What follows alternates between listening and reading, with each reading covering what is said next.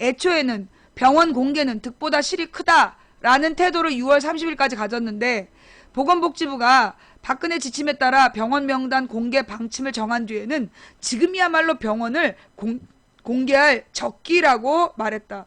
그러나 여러분 알고 계시죠? 메르스 매뉴얼에 보면, 정부의 보건당국 매뉴얼에 보면 아무도 몰랐던 그 매뉴얼, 거기 보면 사건이 발생하면 그 병원은 초기부터 공개해야 된다. 초기부터 모든 병원과 신상을 공개해야 된다고 나와 있는데 이 당시에 이렇게 뻘짓거리 했다는 거야. 투명한 정보 공개를 해야 될 때 이렇게 막았던 사람이, 이 사람이 사실은 이 김 교수가 정부한테서 수백억 원대의 연구 용역을 수주하고 있는 처지여서 적극적으로 쓴소리를 하지 못했을 것이라는 추정도 나온다. 정부로부터 690억을 받고, 정부로부터 690억 원을 받고 그 연구를 하고 있는 중이었기 때문에 정부한테 쓴소리를 제대로 못했다는 거야. 김 교수는 2009년 신종플루 사태 이후 정부가 발주한 2010년부터 16년 신종 인플루엔자 사업단장으로 선정돼 690억 원의 연구 용역을 진행하고 있다. 이는 보건복지부가 2005년부터 9년 지출한 감염병 관리 전체 예산보다 큰 액수다. 이 사업단장 자격으로 김 교수는 2010년 구성된 범부처 감염병 대응 연구개발 추진위원회 위원을 맡아오기도 했다. 사실상 방역대책의 이해관계자에 가깝다는 지적이 나오는 이유다. 노한규 전 의협회장은 정부의 감염병 위기관리 파트너이자 이를 막지 못한 감염학계가 초기에 병원 정보 공개를 막아 사태를 확산시켰고 이후에도 실책을 인정하지 않아 이를 키웠다고 짚었다. 정부가 감염학계를 중심으로 꾸린 민간 전문가들에게 지나치게 의존한 문제도 꼽힌다. 자, 이 위에는 김우준이라는 사람이 제때 메르스 대응을 못했다라는 거, 그 이유는 정부에서 돈 받고 연구를 하고 있었기 때문에 정부를 제대로 다그치지 못했다. 전문가답게. 지금부터 나온 얘기 또 다른 얘기야. 이게 지금 우리나라 이 방역 당국이 감염학계를 중심으로 꾸려져 있는데 이게 문제라는 거예요. 청와대는 8일 박근혜 지시로 김우주 교수를 팀장으로 하는 즉각 대응팀을 꾸렸다. 이 팀에는 감염내과 교수들만 참여하고 있다. 지난해 유럽 내 메르스 발생 당시 영국의 공중보건이 감염병 발생 관리팀에 상시 참여해야 되는 관계자로 역학, 소통, 공중보건, 환경보건, 바이러스학 등 다양한 분야의 전문가들을 꼽은 것과 대비된다. 그러니까 이 메르스라는 게, 메르스가 지금 어디서 감염됐는지 감염 경로를 모르고 있잖아. 그 이유가 뭐냐면 유럽 같은 데에서는 역학 전문가, 그 다음에 이제 소통 전문가, 공중보건 전문가, 환경보건 전문가, 바이러스학 전문가 등을 가지고 이 대응팀을 꾸리는데 우리나라는 감염내과 교수 중심으로 했다는 거예요.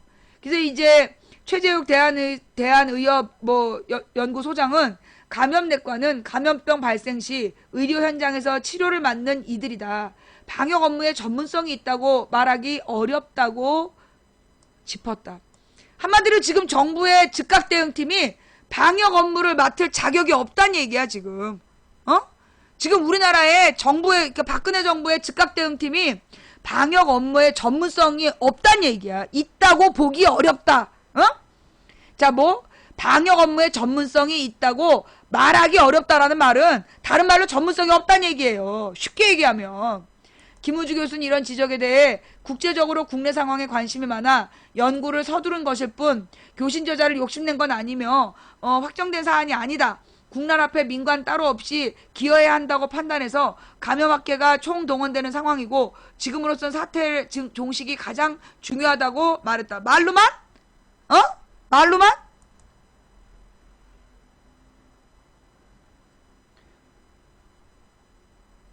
나이 처먹고 이런 방송하고 싶나? 왜 그래? 나보다 나이 많은 목사님도 하시는데. 정부, 삼성병원이 현장 조사를 막았다. 삼성은 사실 무근이다. 정부 삼성 측에 모든 책임을 떠넘기려 하고 있다. 이것도 삼성 책임 가지고 또 논란 중이야? 이 정부가 삼성이 현장 조사를 막았다라고 주장하고 있는데 삼성은 사실 무근이라고 주장하고 있대요. 그래서 지금 이제 야당에서는 정부가 삼성 측의 모든 책임을 떠넘기고 있다라고 또 비난하고 있대. 보름이 넘도록 재분석을 외면 메르스 변이 숨기나 미국 CDC에도 뭐라고요? 미국 CDC에도 초기에 어디 갔어? 초기 완치자 검체만 제공하고 앞뒤 안 맞는 해명만 지금 정부에서 하고 있대. 잠깐만요. 일단 삼성병원은 사실 무근이다. 그러니까 사실 무근이라고 삼성병원이 얘기했다는 건 들었는데 정말로 사실 무근일까? 정부가 메르스 사태 확산과 관련해 삼성서울병원이 질병관리본부 역학조사관의 초동 현장 조사를 받고 제대로 된 응급실 환자 명단을 제출하지 않았기 때문이라며 삼성서울병원 측에 책임을 떠넘기고 삼성서울병원 측은 사실 무근이라고 반발하는 등 파장이 일고 있다.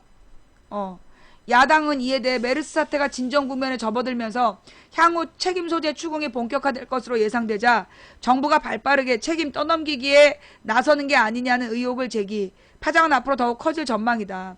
경향신문에 따르면 익명의 보건당국 핵심 관계자는 30일 경향신문과의 인터뷰에서 5월 29일 밤 14번째 환자가 삼성 서울병원에 있다는 것을 확인하고 긴급히 3명의 역학조사관이 현장을 찾았지만 병원 보안요원이 이들을 들여보내지 않았다며 자정에 넘어서야 역학조사팀이 14번째 환자 가족과 면담할 수 있었다고 주장했다. 그는 이어 다음 날인 30일에도 병원 측은 윗선과 상의해야 응급실 환자 명단을 줄 수 있지 그냥은 줄 수 없다며 명단을 건네주지 않았다며 삼성서울병원 6월 1일에서야 자체적으로 정리한 접촉관리자 190명의 명단을 보건복지부에 제출했다. 이 명단은 연락처도 없이 응급실 환자 입퇴원 기록만 담겨 있었다고 말했다. 그는 그러면서 이틀 뒤 3일 678명의 정보가 담긴 2차 명단이 왔지만 역시 연락처가 절반밖에 없는 부실한 명단이었다며 그날 삼성서울병원의 의사인 35번째 환자가 확진됐는데 이 환자가 나올 때까지 정부가 손을 쓸 수 없는 상황이었다며 메르스 2차 확산은 전적으로 삼성서울병원 측의 책임임을 강조했다. 자, 이 35번째 환자 건으로 좌우지간 이 메르스를 공개 대처하기 시작한 거잖아요. 박원순 시장이 문제 제기를 해서 삼성서울병원 측은 이에 대해 경향에 5월 29일부터 보건당국 역학조사팀과 협조하면서 관리자 명단을 작성했다며 병원이 역학조사팀 진입을 막았다거나 제대로 명단을 제출하지 않았다는 주장은 사실과 다르다고 반발했다. 보도를 접한 새정치민주연합 김성수 대변인은 이날 브리핑을 통해 이게 사실이라면 삼성서울병원의 오만한 자세가 초기에 잡을 수 있었던 메르스 사태를 이 지경으로 키워놓은 셈이라며 삼성서울병원 측을 질타했다. 이어 화살을 정부로 돌려 그렇다고 보건당국이 이제 와서 이런 사실을 언론에 흘리면서 삼성에게 모든 책임이 있는 것처럼 떠넘기는 것은 매우 비겁한 처사라면서 오히려 보건당국이 삼성의 눈치를 보느라 제대로 대응하지 못했다는 의혹이 사실로 드러난 셈이라고 힐난했다. 그런데 삼성서울병원 측은 역학조사관을 막은 적이 없다고 부인하고 있다. 진상규명이 반드시 필요한 대목이다라며 지금은 메르스 진압이 우선이라는 새누리당 주장으로 개점 휴업 상태인 국회 메르스 대책 특위에 철저한 진상조사를 촉구한 뒤 그렇지 않을 경우 우리 당은 메르스 국정조사를 검토할 수밖에 없다는 점을 밝혀둔다고 경고했다. 그러니까 삼성이 초기에 그 대응을 잘 안 했다. 그러니까 협조를 잘 안 했다라는 정부 주장이 나는 사실일 수도 있다고 봐요.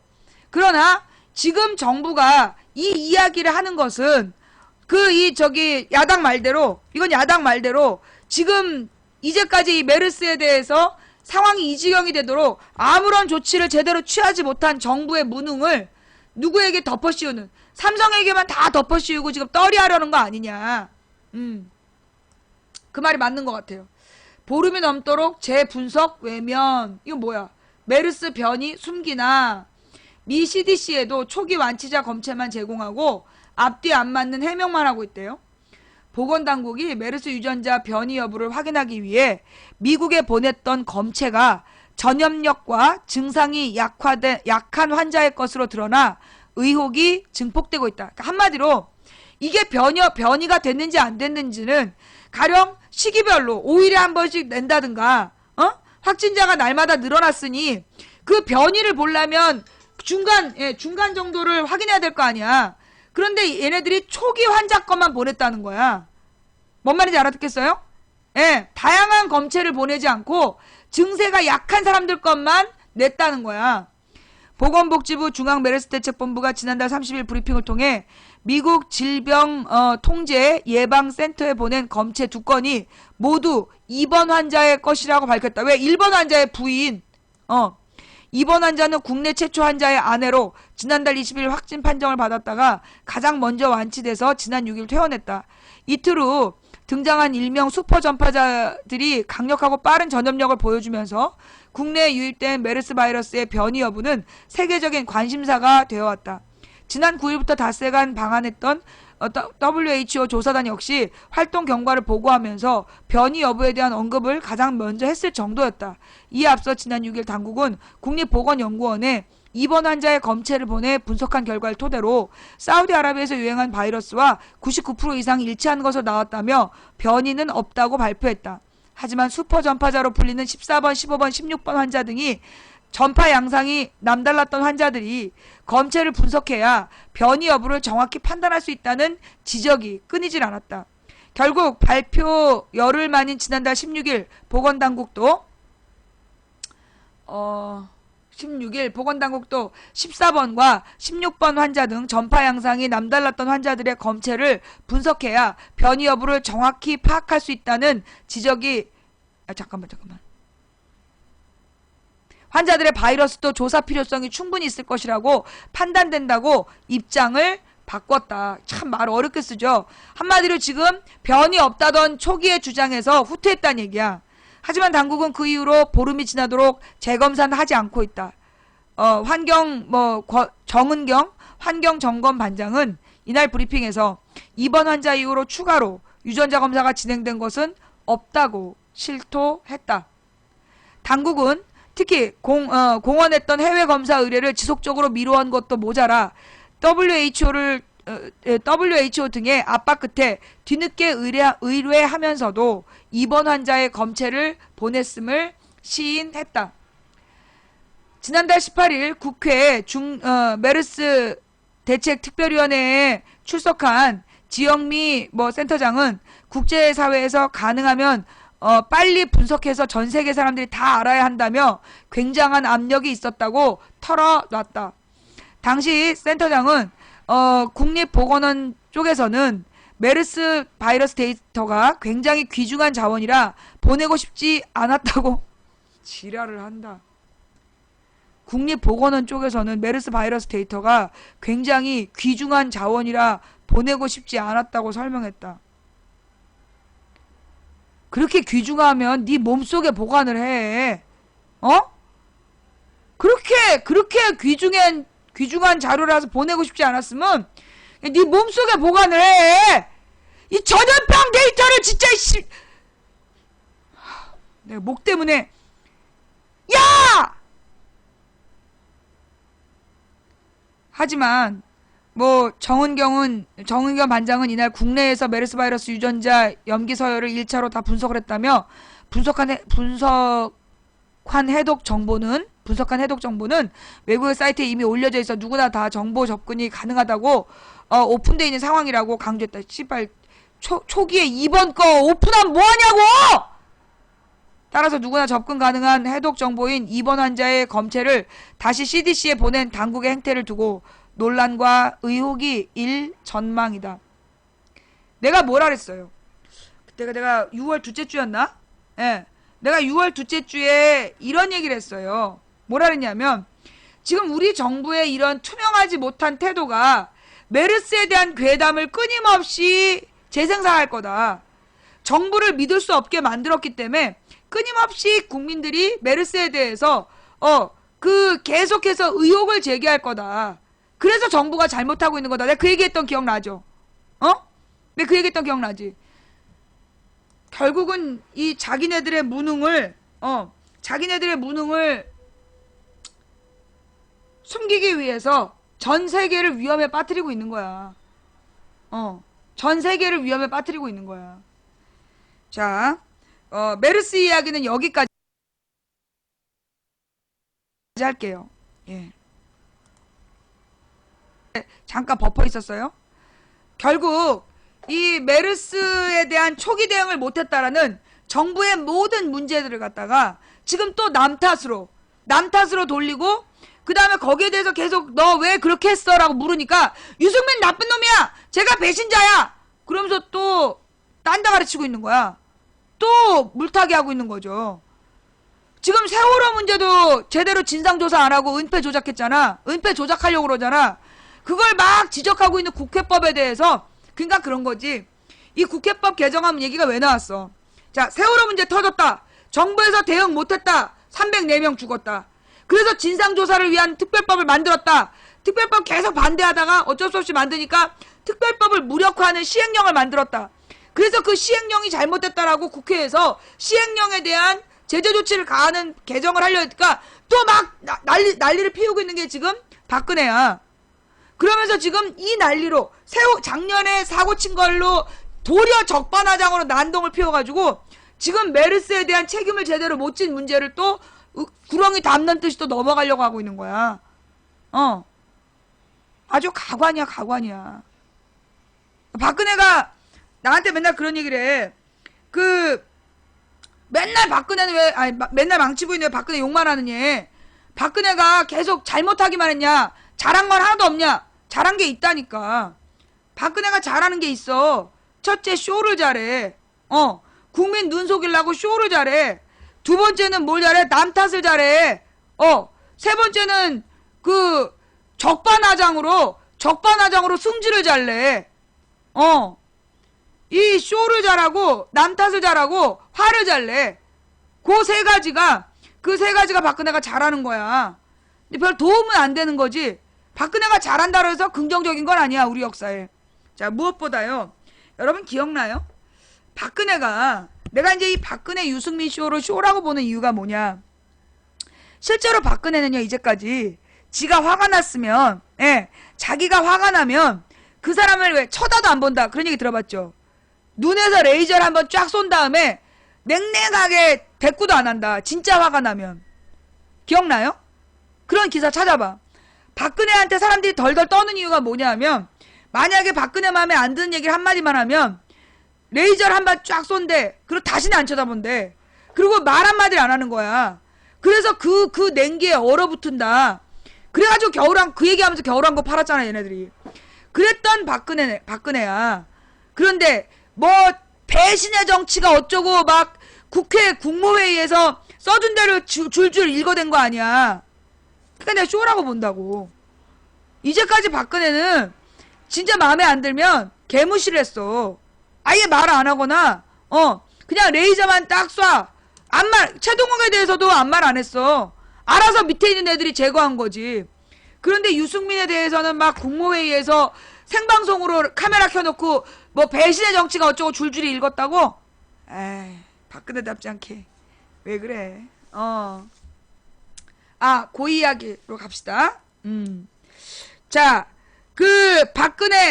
박근혜가 이제 국무회의에서 발언을 하면서, 박근혜가 또 국무회의에서 발언한 내용이, 그게 또 이제 문제가 됐다. 가령 이제 뭐 서울대 로펌 교수인 조국 교수 같은 경우에는 위헌 소지가 있다라고 얘기를 했죠. 그죠? 만약에 노무현이 그렇게 얘기했다면 당장 탄핵 들어갔지. 노무현이 기자하고 오프 더 레코드, 이건 보도하지 말아달라. 이거는 대통령으로 얘기한 게 아니라 개인적으로 얘기한 거다라고 얘기하고 한 건데 그 말로 탄핵당했어. 근데 국무회의에서 누구를 떨어뜨려라 라고 얘기한 거는, 요거는 위헌 소지가 있다. 한마디로 선거법 위반이다. 예, 선거법 위반이다. 왜 선거법 위반이냐면, 대통령은 선거에 절대 개입하면 안 돼. 공직선거법에 대통령은 선거와 관련해서 어떤 발언도 하면 안 되고 선거에 개입하면 안 돼. 그런데 지금 박근혜가 누구를 낙석 반드시 심판해서 떨어뜨려라. 그런 얘기는 선거법 위반 소지가 있다. 그런데 요게 선거법 위반으로 안 걸리는 걸로 알아요. 그죠? 맞아. 잠깐만. 지금 시청자는 3,307분인데, 3,300분이 넘는데, 지금 추천은 2,580, 또 800명이야. 또 이 시간, 예. 또 이 시간 800명의 미추천 시청자가 있어. 이들은 누구일까요? 이때 이제 엑스파일 음악이 나와야 돼. 띠리링띵띵, 띠리링띵띵. 도대체 왜 매번, 이들은, 이 800명은 추천하라는 얘기가 나올 때까지 번번이 추천하지 않고 버티고 있는 걸까요? 그들은 누구일까요? 정말로 이 사람들은, 그냥 일반 시청자일까요? 아니면, 정말 녹색 설사가 너무나 궁금해서 한번 경험해보고 싶어서 버티고 있는 자들일까요? 누구냐? 빨리 추천하라. 아직도 안 한 500명? 너넨 누구니? 니네가 인생의 가장 중요한 순간, 인생의 가장 중요한 순간, 너가 정말 네 다리를 타고 내리는 녹색 설사의 굵은 줄기를 한번 경험해봐야, 그때 우리 망치 부인이 추천하라는 말하기 전에 그때 내가 추천을 꼭 했어야 됐다 라고 반성을 하겠지만 그때 늦은 거야. 나 이관왕이지? 지금 삼관왕인가? 지금 삼관왕인가? 이관왕의 상관. 이관왕이야? 빠바바바바바까지만. 예, 이관왕이야, 이관왕. 자, 아직까지도 추천을 안 하고 버티는 인간들이 있습니다. 네, 과연 그들은 누구일까요? 그것이 궁금합니다. 자, 가만있어 봐. 불타는 10미닛. 자, 드디어 초콜릿 2000개가 모아졌어. 그래서 불타는 10미닛 지르면서, 예. 박근혜 대통령이 말이에요. 했던 발언에 대해서, 예. 박근혜 대통령이 했던 발언에 대해서 이게 과연, 불타는 10미닛이란 게 뭐냐면, 예, 이 추천 안 하고 버티는 인간들에게 강제로 추천을 뜯어내는 일종의 아이템입니다. 이 아이템을 위해서 초콜릿 2000개가 필요하죠. 예, 그동안 2000개가 안 모여서 불타는 10미닛 못 쓰다가 2000개 돼서 쐈습니다. 예. 자, 그 다음 이제 내일이 목요일이잖아요. 예, 내일이 목요일인데, 우리는 어쩌면 내일 500명 방으로 방송을 해야 될지도 몰라요. 예, 지금 이제 스티커가 다 떨어져가지고, 예, 스티커가 이제 그 1000명 방 스티커를 마지막으로, 나 하마터면 이거 지금 이번 주도 500명으로 할 뻔했어. 근데 간신히 지난주에 3,500개가 간신히 3,400개가 간신히 들어와가지고, 1000명 방을 유지했는데, 예, 내일 아침이 되면, 이 1000명 방 기간이 끝나요. 그래서 이제 내일 아침이 되면 500명 방으로 그렇게 이제 방송을 할 수 있습니다. 여러분이 주신 초콜릿으로는 이렇게 추천을 안 하고 버티는 인간들로부터 강제로 추천을 뜯어낼 수 있는 용도로 사용하고 있고요. 그리고 여러분이 보내주신 스티커로는 이 망치부인 방송을 1000명 방을 만드는 용으로 사용하고 있습니다. 그리고 여러분이 주신 발풍선으로는 좋은 일에 쓰고 있습니다. 예, 망치부인의 튜브 만들기 잘 쓰고 있습니다. 감사합니다. 네. 자, 이 시간 추천해주신 모든 분들께 감사드리고요. 그리고 후원해주신 모든 분들께 또 감사를 드립니다. 예. 어저께 들은 말 중에 말이에요. 예. 그 얘기 넘어가기 전에, 팩트체크. 손석희 팩트체크 좀 같이 봅시다. 대통령의 국무회의 발언, 이게 선거법 위반이냐, 아니냐.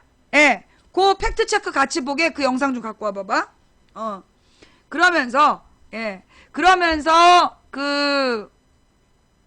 뭘 정정해? 뭐가 정정해? 자, 잠깐만요. 요거 같이 보고 갑시다. 근데 이게 유튜브 영상을 봐도 되나? 예. 이거 유튜브 영상 말고는 없나? 예. 유튜브 영상 말고, 예. 유튜브 영상 말고 그냥 손석희 다음이나 이런 데서 보면 안 돼요? 이게 뭐 유튜브에서 걸리는 거 아니야? 상관없나? 상관없으면 같이 보고.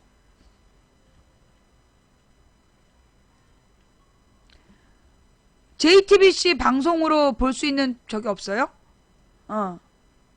예. 그러니까 이제 이 박근혜가 맨날 그러니까 이제 우리 방송을 유튜브에 올렸을 때 마찰하지 않아요? 참사장님 잘하실 것 같은데 우리가 유튜브 영상을 봐도 유튜브 저작권으로 걸리지 않아요? 예. 그러면 뭐 같이 보고.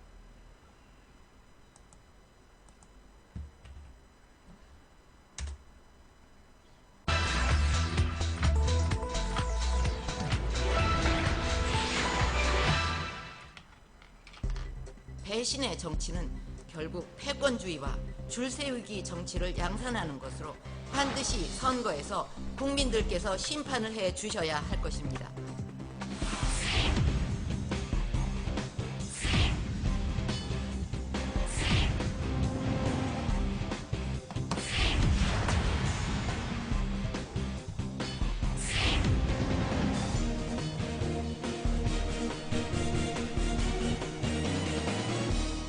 이거 유튜브 충돌하죠? 그죠? 예. 이거 저기 참사장님, 아니 내가 걱정하는 건 참사장님이야. 참사장님이 이거 유튜브에 올렸다가 지적받지 않냐고. 아니 그러니까 이 JTBC가 올린 거는 JTBC에 저작권이 있어요. 예. 그래서 이 유튜브에서 그걸로 이렇게 충돌할까봐 유튜브 저작권 단속 심하죠? 유튜브가 저작권 단속이 심해. 그래서 내 방송 중에 유튜브 영상을 튼 걸, 만약에 그게 저작권이 있는 영상을 틀면, 삭제된다며, 파일이. 그죠? 그래서, 네. 그래서 그니까 유튜브에 저작권이 있는 게 아니라, JTBC에 저작권이 있는 영상물이기 때문에, 이걸 우리가 그냥 이렇게 가서 써서 우리 방송에 나가잖아.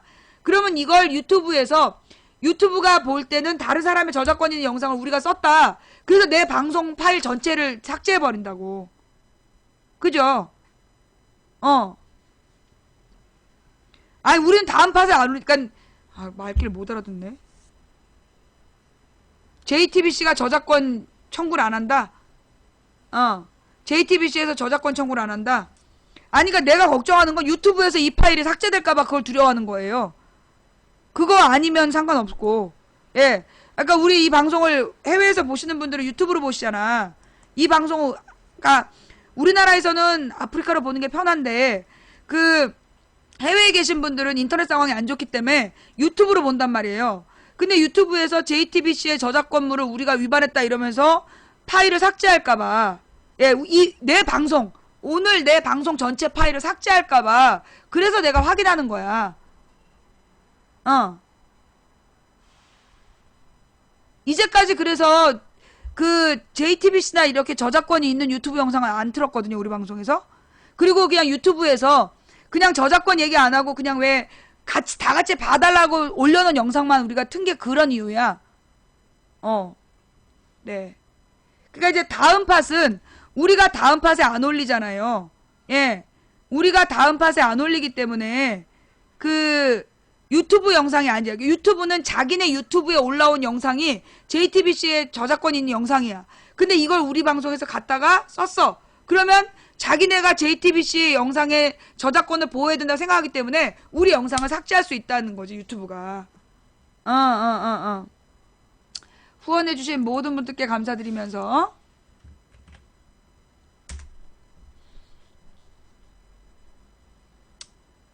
뉴스 다시 보기. 이거 아닌데? 시청자 여러분, 팩트 체크 아닌데요? 아유, 뭐 됐다.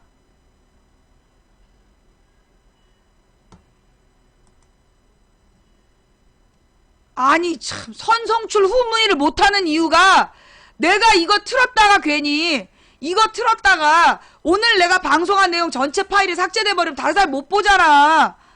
말길 진짜 못 알아듣네. 세월호 좀 그만 보고 싶다. 방제 세월호 좀 없애면 안 됨? 난 네가 지겨워. 네가 좀 사라졌으면 좋겠어. 요즘에 JTBC의 저작권 필터링에서 안 걸린다. 그래요? 확실해요? 오케이.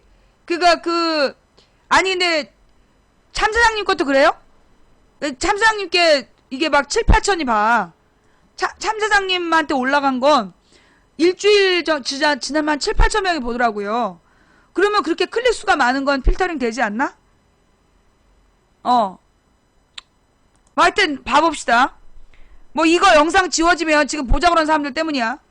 예, 배신의 정치를 심판해야 한다는 대통령의 발언, 파장이 오늘도 정치권에서 이어졌는데요. 새롭게 제기된 논쟁도 있습니다. 누구를 다음 선거에서 심판해달라는 얘기가 대통령의 선거 중립 의무를 위반한 것 아니냐라는 그런 비판이었는데요.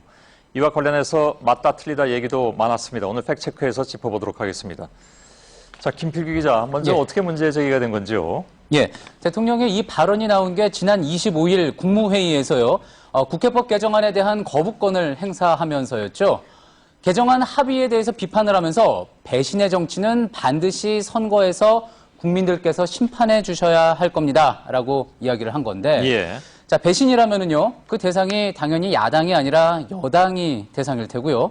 또 합의를 한 거는 원내대표 아닙니까? 예, 예. 그러니 대부분 매체에서 이렇게 지금 보시는 것처럼 사실상 대통령이 대구 유권자들에게 유 대표의 낙선을 종용한 거다 이렇게 해석을 했던 겁니다. 예. 이튿날 곱장 유 원내대표는 사과를 했습니다. 예. 아마 이런 발언을 의식해서라고 봐야 되는 건가요, 그러면? 예, 그렇게 볼 수 있겠습니다. 예. 자, 그러자 이제 새정치연합의 혁신위원이죠. 조국 교수가 SNS를 통해서 특정 정치인을 낙선시키라고 공개적으로 말한 것, 이거 법적으로 탄핵 사안까지는 아니더라도 공직선거법 위반 혐의가 상당하다 이렇게 지적을 했고요. 예. 그래서 오늘 또 이제 새정치연합의 문재인 대표와 또 이정걸 원내대표도 같은 입장을 표명을 했습니다. 예. 그동안은 사실 누구를 지지해달라, 그죠?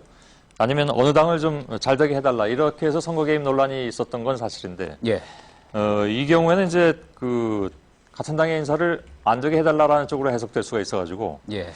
좀 이례적이라고 보이기도 하고, 예. 또 이걸 어떻게 위법으로 볼 수 있겠느냐 하는 문제도 제기가 됩니다. 논란의 근거가 되는 법이요. 공직선거법 9조 1항입니다. 예. 어떤 내용이냐면요. 공무원 또 기타 정치적 중립을 지켜야 하는 자는 선거에 대한 부당한 영향력의 행사, 또 기타 선거 결과에 영향을 미치는 행위를 해서는 안 된다라고 되어 있는 내용입니다. 예. 자, 그러니까 긍정이든 부정이든 또 대상이 누구든 간에 선거 결과에 영향을 미치는 행위는 안 된다는 이야기인 거죠. 그동안 이와 관련된 사례들을 살펴보면요, 판단이 좀 엇갈린 면이 있습니다. 예. 가장 대표적이었던 게 어쩌면 조국 교수도 이 부분을 가지고 언급을 했을 텐데 2004년 노무현 대통령 탄핵 사태 때입니다. 예. 당시 이제 노 대통령은 총선을 앞두고 지금 보시는 것처럼 열린우리당을 공개 지지하는 발언을 했다가 선거법 위반으로 고발도 되고 또 이렇게 탄핵 심판까지 받게 됐었습니다. 예, 예. 탄핵 소추안은 그때 기각이 됐습니다. 예. 공직선거법 위반은 맞다, 이런 결론이 또 나오기도 했었고요. 그렇습니다. 그때 이제 헌재에서 어떤 내용으로 설명을 했었느냐 하면은요, 선거에 임박한 시기에서 지위를 이용해 부당한 영향력을 행사하고 또 결과에 영향을 미치는 행위를 한 것이므로 중립의무, 대통령의 중립의무를 위반했다라는 결정이었는데요. 예, 예. 이후에도 이 고위공직자들의 선거 개입 문제 종종 불거지기는 했습니다. 가까운 게 이제 지난 지방선거 때 유정복 당시 안행부 장관이 인천시장에 출마를 하면서 대통령께서 능력 있는 사람이 돼야 한다. 그러면서 자신에게 잘 되기를 바란다고 말했다는 내용을 공개를 하면서 예. 논란이 됐습니다. 하지만 선관위에서는 그냥 의례적으로 나올 수 있는 발언 수준이니까 선거법 위반으로까지는 볼 수 없다라고 해석을 했고요. 예. 또 앞서 2008년에는 총선 때 한나라당 후보였던 김성식 후보가 오세훈 당시 서울시장이 자신을 지지하는 동영상을 보냈다 해서 이제 올린 적이 있는데 이 역시 덕담 수준의 메시지일 뿐이다. 선거운동으로 볼 수 없다. 이렇게 결론이 나왔습니다. 예, 예. 그러니까 각각의 상황이라든가 발언 수위라든가 이런 걸 이제 종합해서 이제 판단을 하는 거겠죠. 이번 예. 경우에는 선관위에서는 뭐라고 얘기를 할까요? 선관위에 직접 한번 물어봤는데요. 그 내용 들어보시죠. 예. 일단은 공직선거법 위반은 아니라고 하고요. 그 위반 아닌 게 이제 의회에 대해서 비판적 견해를 밝힌 거로서 정치적 행위 의사표현으로 볼 수 있다. 그래서 공직선거법 위반은 아니다. 선관위 입장이 이거네요. 그렇습니다. 예. 헌법에 보장된 대통령의 정치 의사 표현이다라고 이야기를 했는데 실제 문장을 한번 좀 따져보면은요. 예. 이제 국무회의 발언에서 앞부분에 이제 여당의 원내 사령탑, 즉 유승민 대표의 잘못을 직접 언급하는 듯한 부분이 있기는 했지만 예. 잘 보면은 원내 사령탑 도라고 이제 도라는 조사를 사용해서 그 이후의 대상을 일반 여야 정치권으로 포괄했다는 그런 지적이 나옵니다. 원내 사령탑 이랬으면 또 얘기가 달라지는데. 그렇습니다. 예, 예. 자, 그리고 또 그 밑에 부분이요. 논란이 된 문장을 직접 보면은요.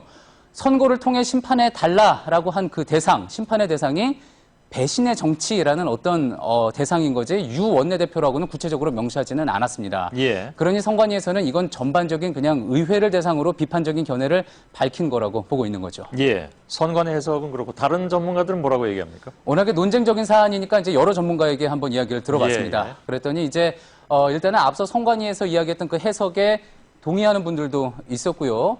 아니다, 이거는 유승민 원내대표를 겨냥한 게 맞다. 하지만 그렇다고 선거법 위반까지는 아니다라는 의견도 있었습니다. 예. 반면에 과거 헌재가 이제 선거법 위반 요건으로 제시했던 게 뭐 계획성, 능동성, 적극성 뭐 이런 거 있습니다. 이런 것들이 이번 대통령 발언이 다 갖추고 있기 때문에 위법 소지가 있다는 의견도 있었고요. 예. 또 이거는 공직선거법 위반 정도가 아니라 아예 삼권 분립을 무시한 더 심각한 사안이라는 지적도 있었습니다. 예. 그동안 사례에서도 아무튼 결과가 엇갈렸는데 여기에서도 전문가들의 의견은 엇갈리는 것으로 나오는 모양이죠? 예, 그렇습니다. 예. 취재를 하면서요, 국회 입법조사처 관계자에게도 이야기를 들어봤는데 공직선거법 자체가 모호하다는 점을 일단은 문제로 들었습니다. 예. 그래서 선거 때마다 이 선관위에게 이게 위법이냐 아니냐를 해석을 물어야 결과를 알 수 있는 것도 정치적으로 악용될 수 있다는 지적을 했습니다. 예. 아까 이야기 들었던 한 교수 이야기대로요, 이번 발언의 위법성, 내년 총선 때 유승민 대표에게 어떤 결과가 나올지를 통해서도 아마 드러나게 될 텐데요. 매번 논란이 되고 있는 이 대통령의 정치 중립 문제, 이참에 잘 정리하고 갈 필요도 있어 보입니다. 예, 알겠습니다. 김필규 기자와 함께했습니다. 수고했습니다.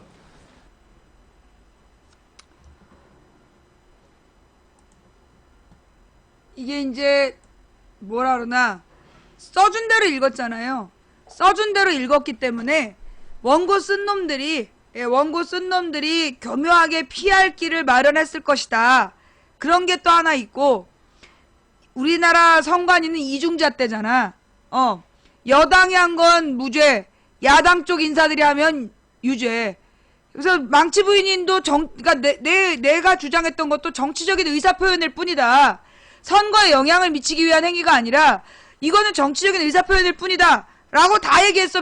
이 변호사들이랑 판사 출신 사람들이. 그런데 법정에서 선거법 위반이라고 법정 구속했잖아. 야당은 유죄, 박근혜 무죄. 박근혜가 하면 무죄. 이명박이나 박근혜가 하면 무죄고, 야당이 하면 유죄고, 노무현이 하면 유죄, 박근혜가 하면 무죄. 네가 하면 로맨스고 내가 하면 불륜이냐? 이중잣대의 전형적인 예지요. 자, 결국은 이게 지금 뭐냐 하면 박근혜가 얘기한 게 비정상의 정상화라는 주장이잖아. 비정상의 정상화라는 말을 착한 사람들은, 이렇게 정상적인 사람들은 비정상적인 것들을 정상으로 만들겠다고 알아들었어. 근데 박근혜의 마음은 그게 아니야. 비정상의 정상화라는 말은 뭐냐? 애꾸는 나라에서 두 눈박이가 저기 비정상인 것처럼 그러면 한 눈을 파버리겠다는 얘기죠. 그러니까 박근혜식은 애꾸는 나라에 있는 두 눈박이에 한 눈을 파버리겠다는 얘기야. 그러니까 그래서 이걸 정확하게 표현으로 바꿨어. 뭔데? 비정상의 일상화. 그러니까 박근혜가 주장하는 건 비정상을 정상으로 만들어 놓겠다는 게 아니라 비정상을 일상화시키겠다. 예. 비정상의 일상화. 이거 어저께 라디오인가 나왔어. 딱 맞는 말이야. 그죠? 박근혜가 지금 하려는 것은 비정상적으로 뒤틀어지고 잘못된 것을 바로잡겠다는 게 아니야.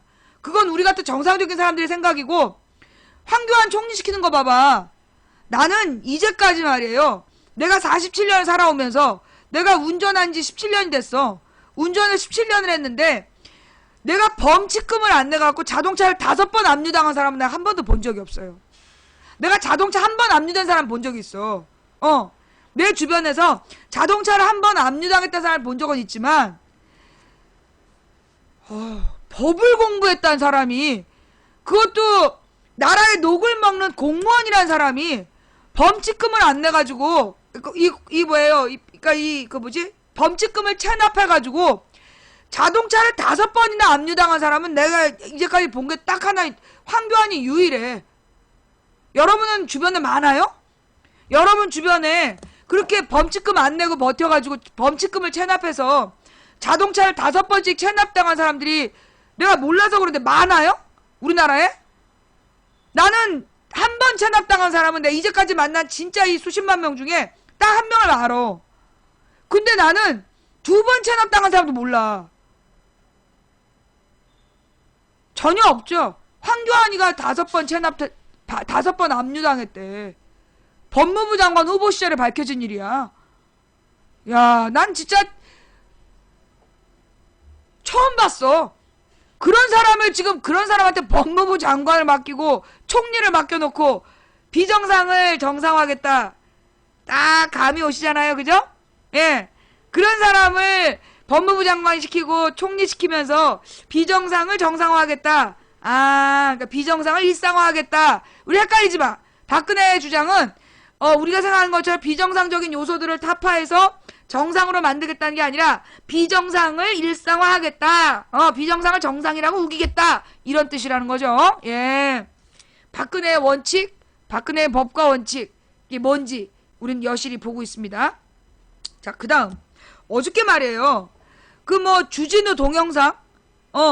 주진우 동영상이 어마어마하게 지금 막 어저께 난리가 났잖아요. 유병원 마지막 생존 모습이다. 유병원이가 머물렀던 그 순천에 있는 별장에서 내리는 모습. 그거 몇십 초? 40초짜리? 예. 40초짜리 영상인데 이게 유병원의 마지막 영상이었다라고 얘기하는데 날짜 공개가 없다며. 그 CCTV 영상이 날짜가 없다며, 날짜가. 그러니까 이게 그 언제인지가 안 나온 동영상이기 때문에 좀 논란이 될 것 같아요. 우리 자료실에 지금 올라와 있어요? 일단 이건 공개한 영상이니까 같이 봅시다. 예. 일단은 공개한 영상이니까 한번 같이 보고, 그리고 지금 이제 주진우 기자가 시사인을 봐라. 그러면 자세히 알려주겠다 이랬다는 거 아니에요? 예. 그동안, 이런 연병할 놈 새끼들 진짜.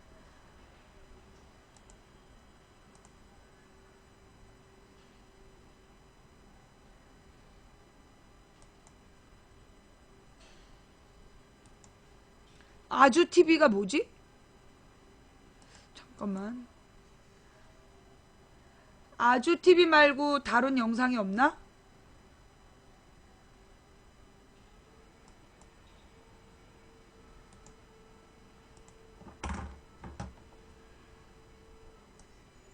Five, four, three, two, one, zero.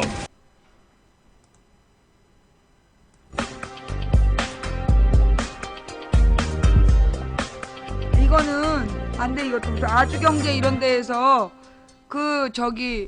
이슈 또 이슈 정순영 기자와 네. 이거는 여기서 나한테 저작권 시비 걸 수 있어요. 예. 근데 아주경제 TV라는 걸 모르기 때문에 저기에서 내가 자기네 영상을 무단으로 썼다 이러면서 시비를 걸면 안 돼. 그러니까 그 주진우 페북을 갖고 와봐. 예. 주진우 페북에 올려있는 영상은 내가 봐도 되는데, 예. 아주 TV라는 데서 나한테 저작권 시비를 걸면 지금 나를 노리고 있잖아, 쟤네가. 아주 작은 한 건수라도 잡아가지고 지금 시비 걸라고 작정을 하고 있기 때문에 조심해야 돼요. 여러분들 앞으로 자료를 올리실 때요. 예. 자료 올리실 때 신경 잘 쓰셔야 돼요. 여러분 아무 생각 없이 올려놓고 같이 봐요. 그랬다가 그거 걸리면 이걸로 나는 사실을 적시해서 감옥 갔다 온 사람이야. 근데 허위 사실을 입혀서 감옥 갔으면 이해를 하는데 내가 사실을 적시해서 후보를 비판한 게 선거법 위반이라고. 그러면서 나를 감옥에 보냈던 인간들이야. 그렇기 때문에 매우 조심해야 돼요. 예. 미디어 오늘 이거 말고 동영상 보자니까 왜 이걸 갖고 왔어. 주진우 동영상 좀 갖고 와봐봐.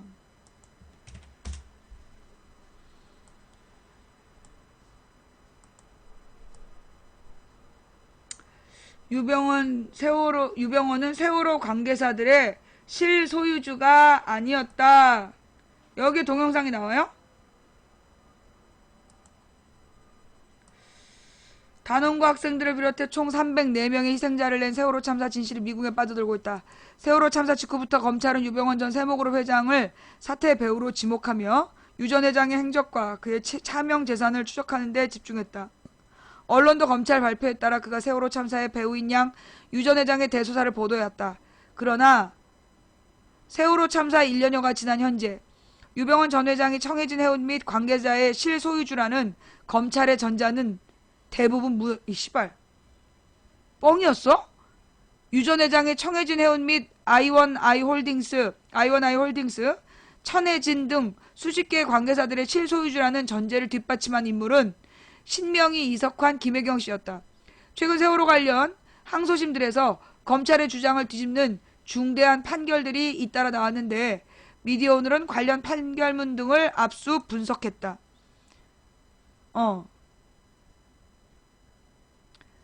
잠깐만요.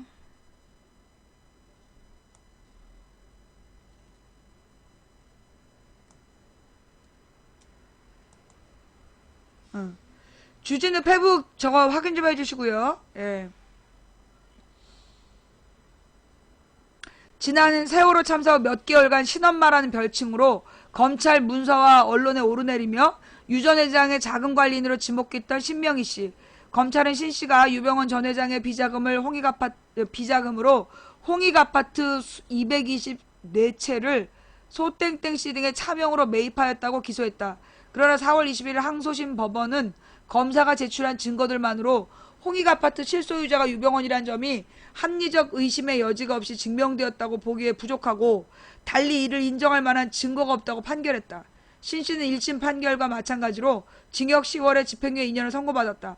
검찰이 유병원 전 회장이 실소유주라는 주장만 했을 뿐 그에 대한 입증은 하지 못했다는 얘기다. 금수원 상무를 맡고 있던 이석환 씨 역시 집행유예를 선고받고 현재 제주와 안산을 오가며 영농조합을 관리하고 있다. 신 씨와 마찬가지로 이석환 상무에 대한 판결에서도 유 전 회장이 이석환 씨의 명의를 빌은 실소유주라는 검찰의 주장은 인정되지 않았다. 모임. 지난해 6월 검찰은 이석환 씨를 체포하며 그가 유 전 회장의 자금관리 담당 비서이자 최측근이라고 밝혔고 언론도 검찰의 주장만 믿고 이석환 씨를 유 전 회장의 오른팔이라며 곧 사태의 실마리가 풀릴 것처럼 보도한 바 있다. 그러나 항소심 재판부는 신명희 씨와 이석환 씨에 대한 판결에서 홍익아파트와 영농조합 등이 기독교 복음 침례의 재산이라는 피고인들의 주장을 받아들였다. 신명희, 이석환 항소심 판결과 아울러 이석환 상무가 유 전 회장의 자금관리인이 아니라고 볼 이유는 또 있다. 이미 오래전 2006년 대구지법에서 유병원 전 회장으로부터 채권 압류, 전부 명령, 채무자로부터 압류한 금전 채권을 채권자에게 강제 이전시키는 결정한 재판 결과가 있었는데 이 사건의 채권자가 바로 이석환이다. 무슨 얘기인지 모르겠다. 미디어 오늘이 입수한 대구지방법원 땡땡땡 사건의 진행 자료를 보면 채권자 이석환은 2006년 4월 유병원 전 회장을 상대로 채권 압류 및 전부 명령 신청을 했고 같은 해 5월 2일 법원은 이 씨의 압류 신청을 받아들였다. 본지가 입수한 유 전 회장에 대한 나라신용정보의 보증채무 신청에 대한 승인 문건에도 타 채권자 이석환의 선순위 어쩌고저쩌고 적시되어 있다. 이 대구지법 판결에 이석환 금수원 상무 이석환 씨가 동일인인지는 재판 당사자가 아닌 이상 확인할 길이 없으나 대구지법 판결문에 나온 청구인의 주소가 금수원이 위치한 안성이란 점에서 두 이석환이 동일인물일 가능성이 크다. 만일 금수원 상무 이석환이 유병원 전 회장에게 10억의 재산 압류를 걸어놓은 것이 사실이라면 이석환이 유 전 회장의 오른팔이자 자금관리인이라는 검찰의 주장은 성립되기 어렵다. 오른팔일 수 있지. 오른팔이 대가리를 계속 때리는 병에 걸려 있었을 수 있는 거지 뭐. 이제 오른팔이 이제 유병원한테 압류도 하고 그럴 수도 있는 거지 뭘. 검찰은 그런가 보지. 검찰에서는 이제 검찰총장 오른팔이 검찰총장 고소하고 압류 신청하고 그러는 모양이지. 좌우지간.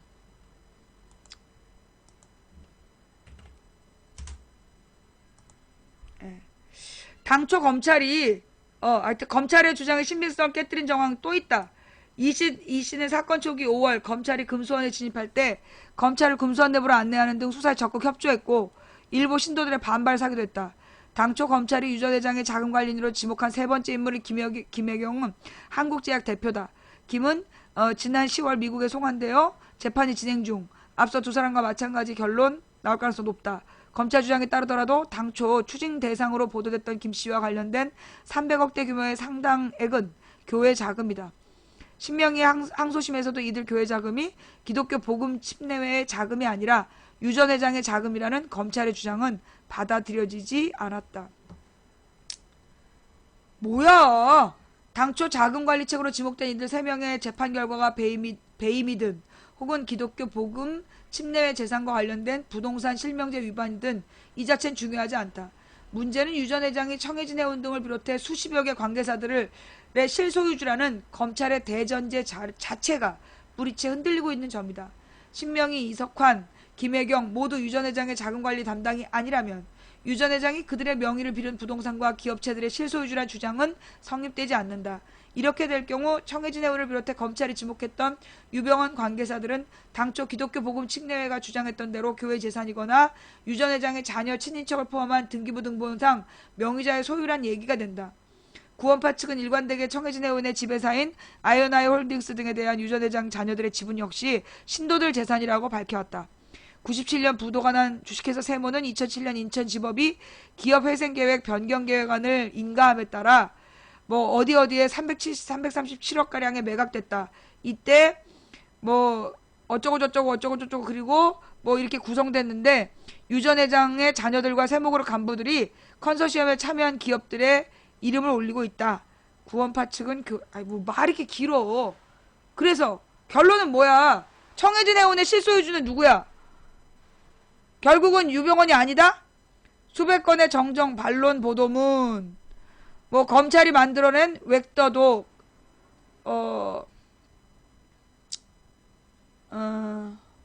한편 자 검찰은 세월호 참사가 터지고 나흘이 지난 2014년 4월 20일부터 유병헌 전 회장을 비리 주범으로 지목하며 수사 방향을 틀었다. 이후 유 전 회장의 신상과 차명재산 문제 그리고 유 전 회장에 대한 추적과 체포 여부가 세월호 참사 전국의 가장 큰 이슈로 떠오르게 된다. 그러나 현 시점에서 유 전 회장은 청해진 해운 및 유병헌 계열사의 실소유주로 입증되지 못했고 결과적으로 대중이 세월호 참사의 진실을 바라보는 데 있어서 검찰의 수사는 착시 효과만을 불러왔을 뿐이다. 전형적인 웹더독이다. 한편 국정원이 청해진 해운의 실소유주라는 의혹을 제기한 이재명 성남시장은 보수단체로부터 국정원 명예훼손 및 유언비어 유포 혐의로 고발당했으나 지난 4월 30일 중앙지검은 무혐의 의견으로 불기소 결정을 내렸다. 한마디로 세월호는 다시 또 미궁 속으로 빠진 거죠. 그죠? 예. 근데 그 영상은 어딨어? 저기 주진우 영상. 유병헌이 남긴 물음표 뭐예요? 어떤 거예요? 아 이건가? 이거야 이거?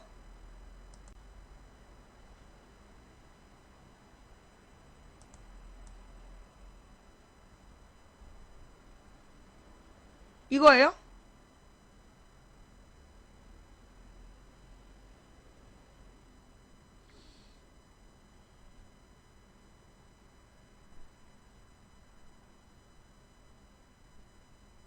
누가 유병헌이야?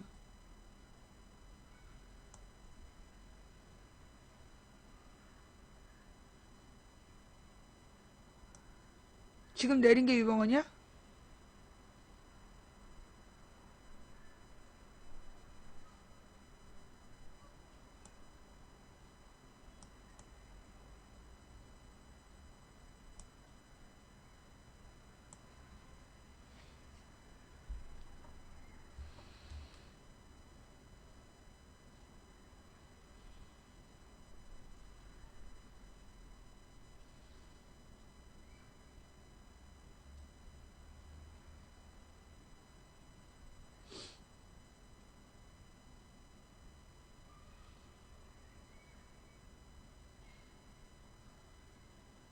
유병헌이 맞아요?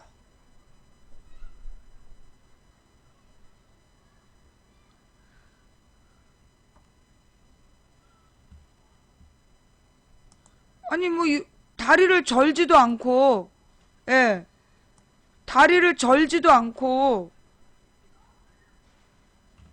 저게 유병헌인지 아닌지 어떻게 알지? 아 도대체 이 영상이 왜 이렇게 난리가 났던 거야?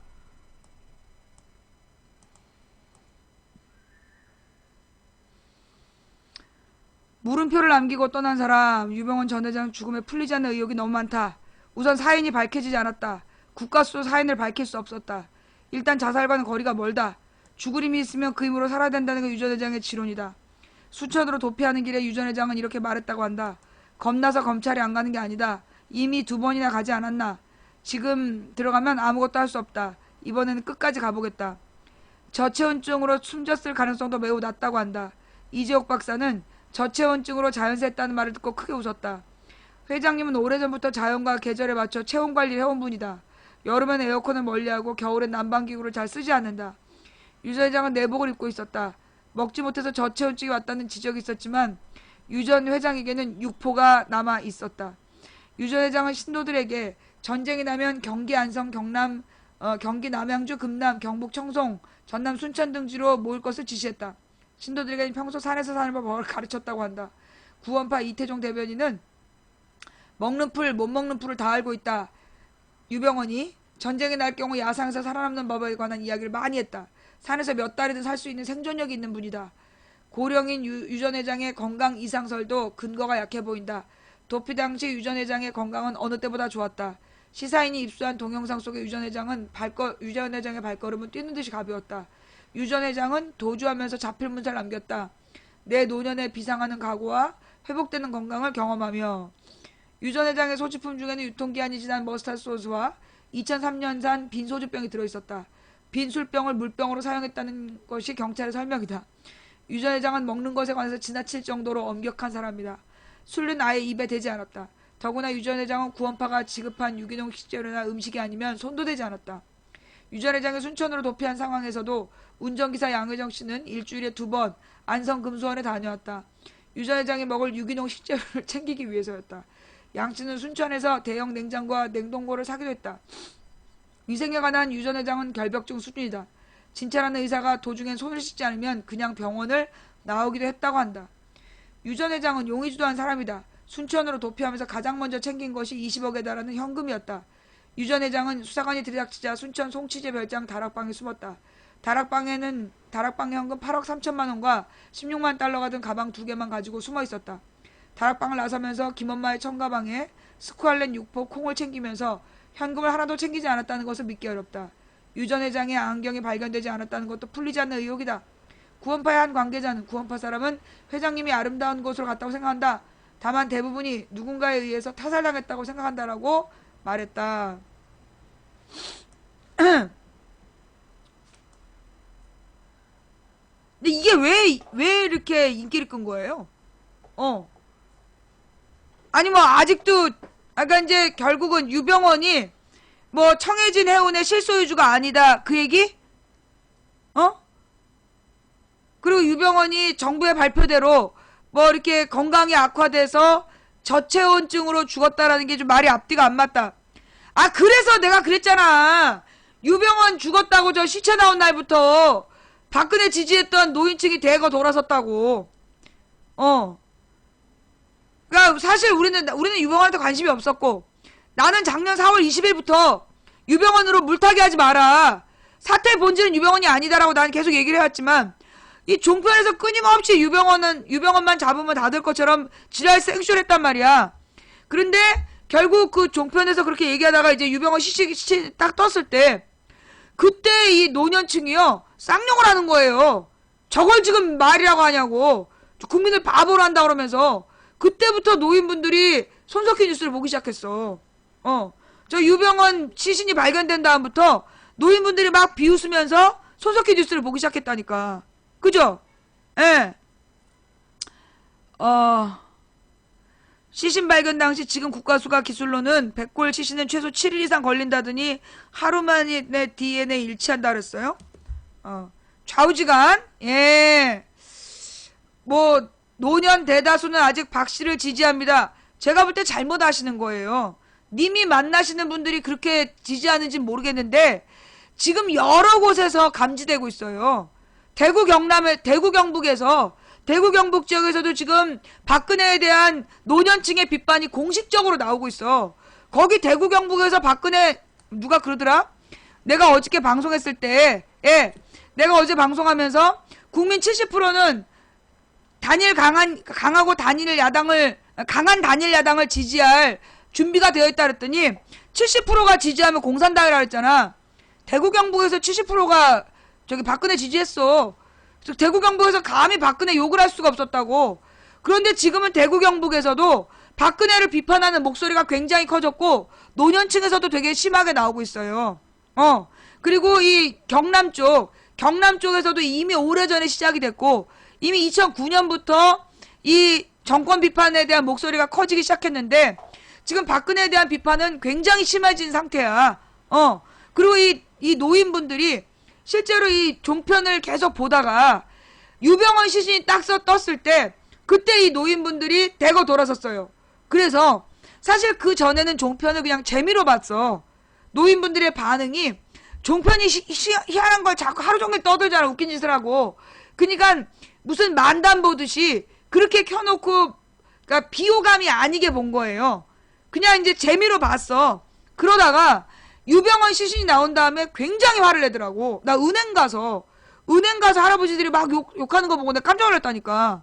은행에서 있는 할아버지들이 막 저걸 믿으란 얘기냐고 막 욕을 하는 거야. 왜 저러나 그랬어. 근데 이 할아버지들은 이미 유병헌 쇼를 2번이나 본 거야. 살아오면서. 80년대, 90년대에 뭐 오대항 사건 뭐 이러면서 유병헌을 2번이나 크게 검찰에서 정치 이슈화 했었던 적이 있었던 거야. 근데 이제 그 유병헌 시신을 보면서 못 믿겠다. 그러면서 막 돌아선 다음에 내가 신기한 건 뭐냐. 옛날에는 종편을 틀어놓고 어른들이 굉장히 재밌게 봤어. 표정이 되게 웃으면서 봤어. 근데 지금은 종편을 보더라도 욕하면서 봐. 그런 거 느끼신 분. 그러니까 채널A 채널A나 TV조선을 본다고 그 노인들이 그걸 다 믿는다라고 생각하잖아, 우리는. 근데 옛날에는 정말 작년 이전에는 작년 봄까지만 해도 재밌게 봤어. 막 웃으면서. 그런데 지금은 채널A TV조선을 틀어놓는데 이 노인들이 틀어놓는 이유가 그걸 믿으면서 보는 게 아니라 저놈들이 무슨 수작을 하는지 보겠다 그래. 나 여러 명한테 들었어. 여러 어르신이 TV조선이나 채널A를 보면서 저것들이 또 무슨 수작을 피는지 봐야 된다고. 그러면서 욕하면서 보는 거야. 그러니까 막장 드라마 보듯이 그 종편을 보는데 신뢰하고 믿음직한 언론으로 보는 게 아니라 저것들이 무슨 수작을 하는지 봐야 된다고 보는 그런 수준으로 보는 거예요.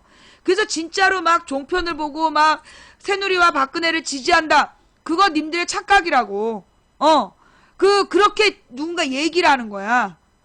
계속해서 뭐 박근혜에 대한 비판이 심해도 1번을 찍을 거다. 계속 그렇게 얘기하는 거야. 이 얘기는요. 투표율이 올라가면 야당에 유리할 거다라고 막연하게 생각하는 건 똑같은 거야. 지금 국민들이 원하는 건 지금 새정년에도 화가 나 있어. 똑바로 새누리를 이기지 못해서 화가 나 있는 거야. 가령 그런 거죠. 내가 뭐 혜태를 응원하는 선수다. 응원하는 관객이야.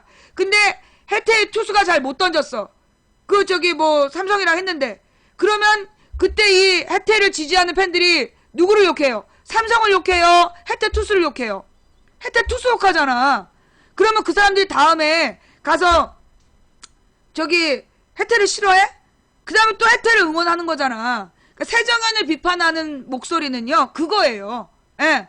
그러니까 새정연을 비판하는 이유는 우리 편 선수가 기대치만큼 못 싸워서 욕을 하는 거야. 그러나 그거하고 다른 거예요. 예. 이 새누리당은 이제까지 그 새누리당을 지지한 사람들은 그동안에 야당이 너무나 등신스러워서 새누리당을 찍어왔던 거지. 새누리당이 정말 좋고 잘해서 찍은 게 아니야. 그런데 지금 이명박 박근혜 지난 8년 동안 어땠냐고. 4대강 사업을 하면 42만 개 일자리가 늘어난다고 개뻥을 치면서 돈을 수십조 원을 썼어. 나라를 거덜내놓고 이명박은 혼자서 골프 치고 떵떵거리고 잘 살아. 그런데 지금 나라 경제는 계속해서 어려워졌어. 박근혜가 대통령이 되면 박정희 때처럼 이승만 때랑 박정희 때랑 확 달랐거든. 그러니까 박근혜가 대통령이 되면 이명박이 말아먹은 거를 복구하고 그리고 서민들에게 빛이 되는 뭔가 서민들에게 도움이 되는 정치를 할 줄 알고 박근혜를 지지해 준 거야. 근데 박근혜 정부 들어서도 어떤 일이 발생했어요? 가계부채가 기하급수적으로 늘었어. 이명박 때보다 빚이 더 늘었어요. 그렇잖아. 노무현 때 서민들 못 산다라고 욕을 했던 사람들이 이명박 때 거의 죽어버렸어. 그리고 이명박 때부터 빚이 늘기 시작했는데 언제? 박근혜 때 최고로 늘은 거야. 그래서 지금 가계부채가 1100조 시대다. 그러고 있잖아. 그랬지? 거기에다가 노인연금 준다 그랬는데 그것도 거짓말이었지? 무엇보다 이 메르스 사태에 대해서도 노인들이 직격탄을 맞은 거 아니야. 어떤 직격탄이냐면 노인들이 모여서 밥을, 그러니까 동사무소나 이런 데에서 노인들한테 그 매일 점심을 굉장히 값싸게 공급하는 그런 서비스가 있었어. 근데 메르스 때문에 노인분들이 집단 생활하는 게 안 좋다고 그 서비스가 사라진 거예요. 그러니까 이제 못 사는 동네에서 그 노인분들이 동사무소에서 매일 점심을 제공받던 분들이 그걸 못 받게 된 거야. 얼마나 욕을 많이 하는데. 메르스 때문에도 욕을 되게 많이 해요. 메르스 때문에, 노인연금은 거짓말한 건 아니다. 다만 줬다 뺏었다. 그러니까 노인들은 그동안에 받던 생활보호 자금에다가 노인연금을 뭐 더 받으면 10만원 갖고 살다가 20만원으로 살면 살만하겠구나 생각했던 거야. 근데 노인연금 10만원을 주면서 생활보호 10만원을 뺏어갔다고. 그래서 내나 10만원으로만 주기 때문에 분노한 거고, 그 다음에 이 메르스 때문에 노인들이 실제로 많이 그 공포심에 시달렸어. 그리고 막 하도 겁을 주니까 종편에서. 그래서 좌우지간 지금 노인분들이 유병원의 시신이 발견됐던 작년부터 그때부터 손석희 뉴스에 대한 신뢰감을 굉장히 많이 보이고 매일 저녁에 손석희 뉴스를 보는 거야. 그러니까 종편은 욕하면서 재미로 막장 드라마 보듯이. 그런데 뉴스는 손석희 뉴스를 믿는 거야. 예.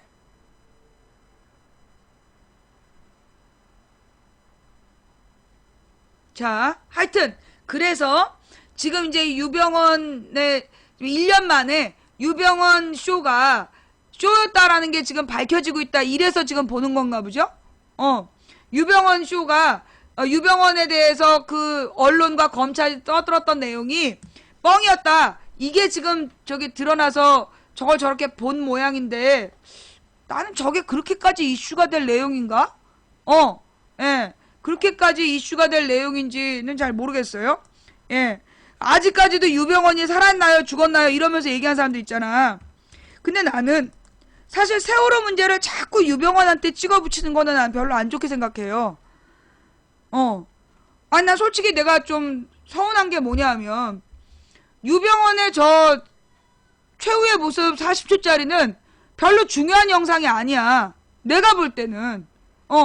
도리어 세월호 유가족이 청와대 대통령에게 만남을 요구하면서 행진하다가 그 행진을 못하고 막힌 영상, 그게 더 많이 보여줘야 되는 영상 아닙니까?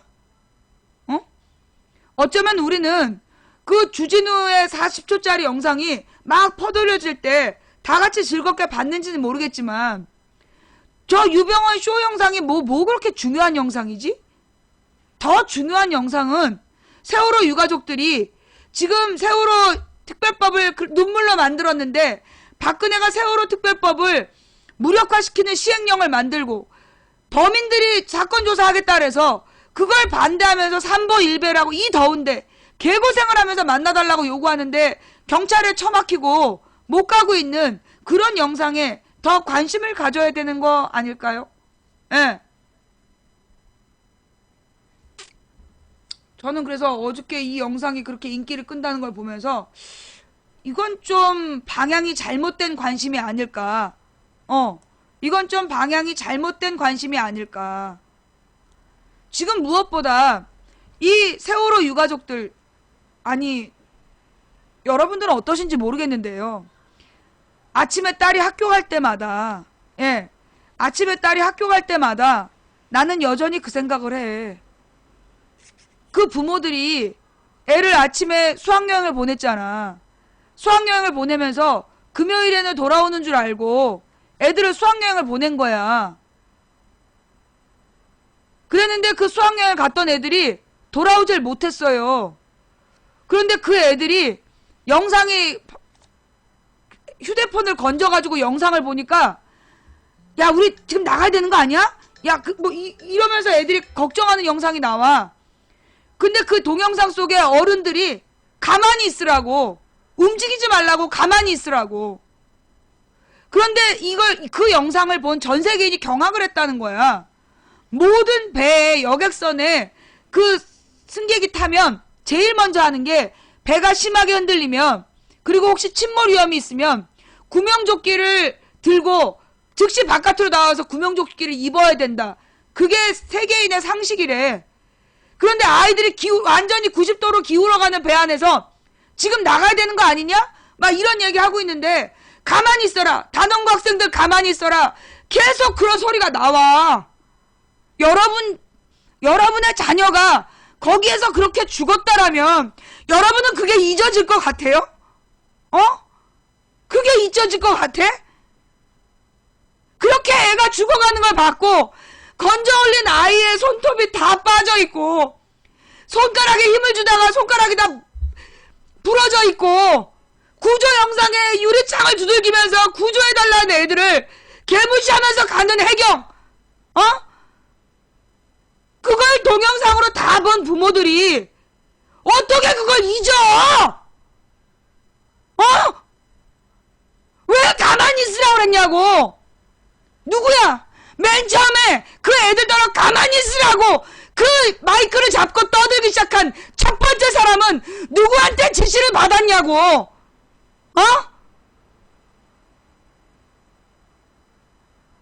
그거 밝혀졌어?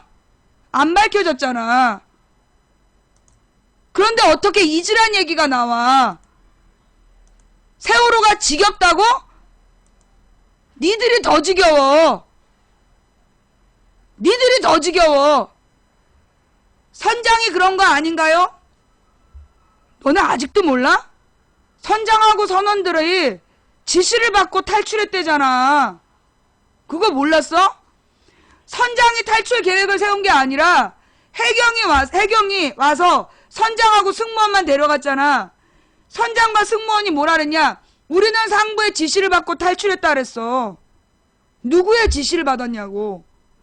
승객들더러 가만히 있으라고 방송해놓고 왜 선장과 승무원들만 탈출시키는 지시를 어떤 씨발 연놈이 내렸냐고. 아직 밝혀지지 않았어. 여러분, 저는 2013년에 제부를 잃었어요. 우리 제부는 나이도 뭐 50 가까이 살았고, 그리고 이 6개월 동안 교모세포종이라는 이 뇌종양을 앓다가 죽을 거라는 거 알고 6개월 동안 이별을 준비하고 그리고 떠나보냈어요. 그런데 아직도 나는 제부의 목소리가 들리는 것 같아. 처형녀, 재미엄아이가 오늘은 동태탕을 먹고 싶었어. 옛날에 우리 제부랑 같이 동태탕에 소주를 둘이서 시컷 먹었던 기억이 나서 동태탕이 먹고 싶었는데 차마 못 먹겠더라고. 이제 2주기가 돼가는데 살 만큼 살았던 제부가 6개월 동안 이별을 준비하고 떠났는데도 나는 여전히 제부가 살아있는 것처럼 느껴져요. 제부가 이 상황을 본다면 웃었겠다. 제부가 이 상황을 보면 부끄러워했겠다. 그런데 그 가족은 어떻겠냐고. 나는 남편도 있고 자식도 있어. 내 삶이 바빠. 그런데 그 같은 공간에 살았던 가족은 여전히 남편이, 아빠가 살아있던 때를 기억한단 말이야. 그런데 그게 아빠가 아니라 자식이라고. 자기 간줄기 물고 태어난 자식이라고. 그 자식이 그렇게 죽었다고. 그런데 왜 죽었는지, 왜 죽어야 됐는지 아무도 알려주질 않아. 아무도 책임을 안 져. 그런데 어떻게 잊어? 그걸 잊으라고 그러는 게 말이 돼?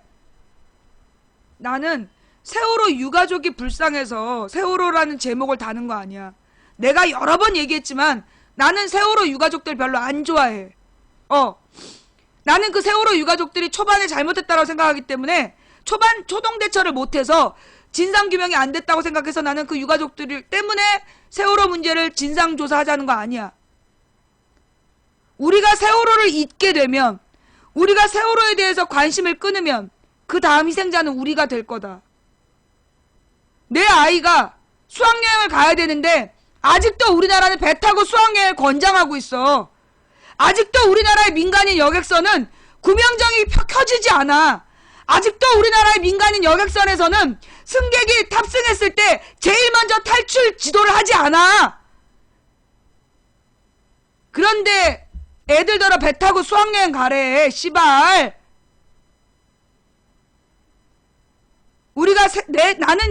내가 세월호라는 이름을 내 방송 제목에서 지우면 그 다음 희생자는 내 딸이 될까봐 난 못 지우겠어. 나는 세월호 진상, 그래, 지겹지? 세월호 인양하고 세월호의 모든 진상이 밝혀져서 책임져야 될 놈들이 마지막 한 놈까지 감옥에 다 가면 그때 세월호 망치 부인해서 세월호를 지우도록 하지.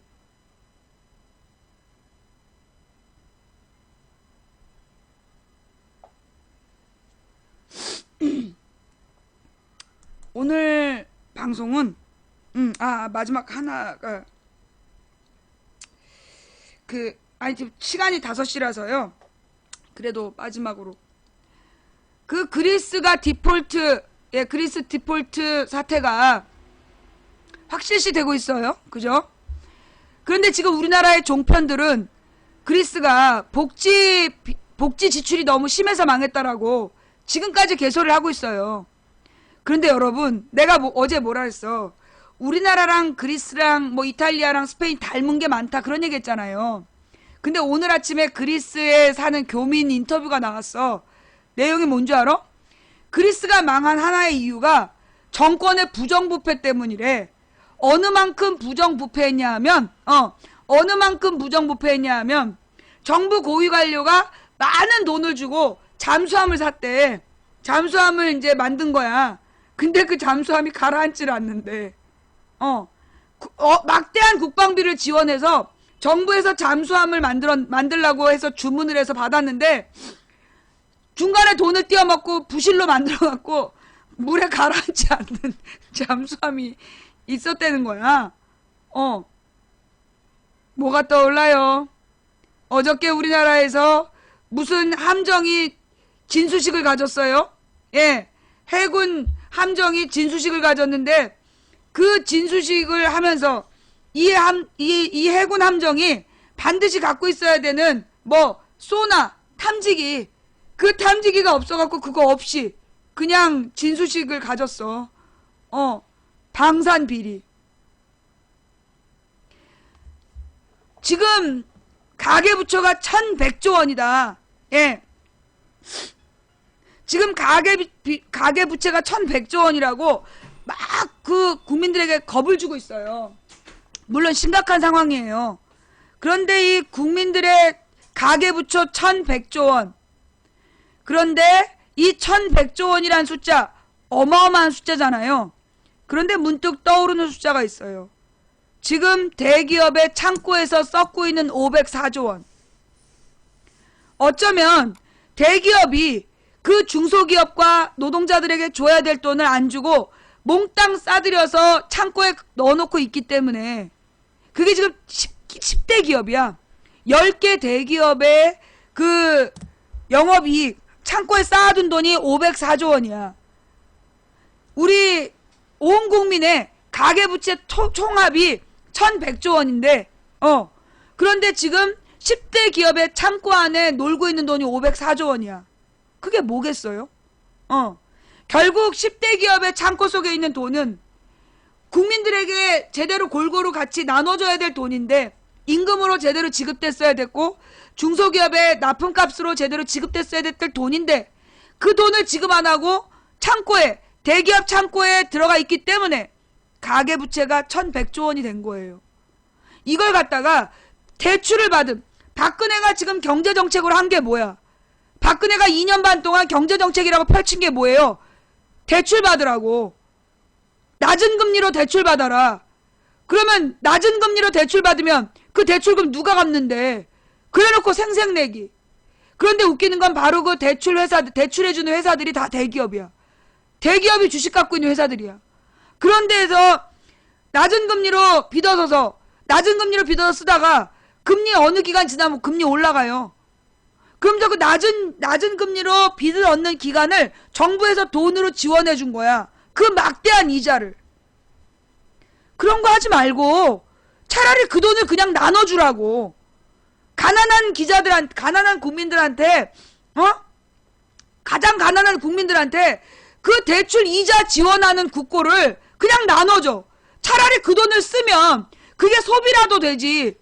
그게 대기업의 이자로 들어가면 그거 대기업 창고로 가는 돈이야. 내 말이 맞아 틀려? 내가 지금 잘못 생각하는 거예요? 정부에서 가계 대출 지원을 한다 그러면서 이자 지원을 해준다고.